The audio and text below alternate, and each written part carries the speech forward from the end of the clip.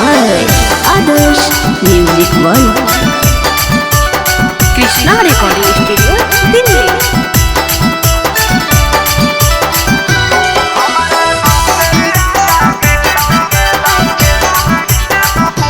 जब से होलो तोर बियाहवा सुनले से टगे छाउड़ी। जब से होलो तोर बियाहवा सुनले से टगे छाउड़ी। तब से दू बेरिया गेलो हडे टगे छाउड़ी। हमारा दू बेरिया गेलो हडे टगे छाउड़ी। हमें मरबौ तबे भरतौ तोर पेट गे छाउड़ी।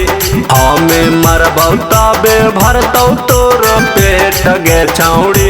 हमारा दू बेरिया गेलो हडे गे छाउड़ी। हमारा दू बेरिया गेलो हडे गे छाउड़ी।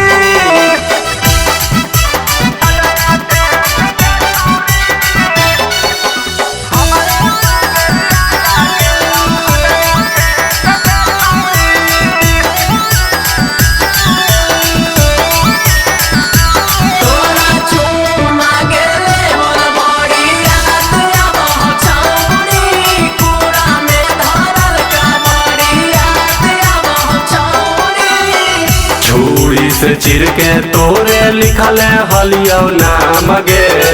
तोरे चक्कर में हलियो गाँव घर में बदनाम गे। छुरी से चिर के दिल पर लिखल हलियो नाम गे। तोरे चक्कर में हलियो गाँव घर में बदनाम गे। दिलवा जार ले लियो पी पी के सिगरेट गे छाउड़ी। दिलवा जार ले लियो पी पी के सिगरेट गे छाउड़ी।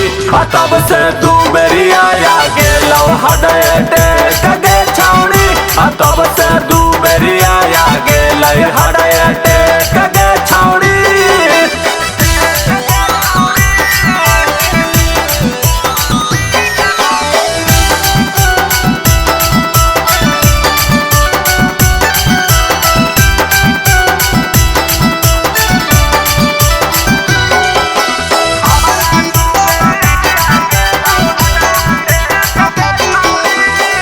तोरे चक्कर में छाउड़ी छोड़ दिलिया पढ़ाई गे। कई बेरिया घर आवा में होले हल लड़ाई गे। हाँ हाँ तोरे चक्कर में छाउड़ी छोड़ दिलिया पढ़ाई गे। कई बेरिया घर आवा में होले हल लड़ाई गे। आके गौतम से कर एक बेर भेंट गे छाउड़ी। आके गौतम से कर एक बेर भेंट गे छाउड़ी। तब से दू बेरिया गेलो हडे गे छाउड़ी। हमारा दू बेरिया गेलो हडे गे छाउड़ी। Krishna recording studio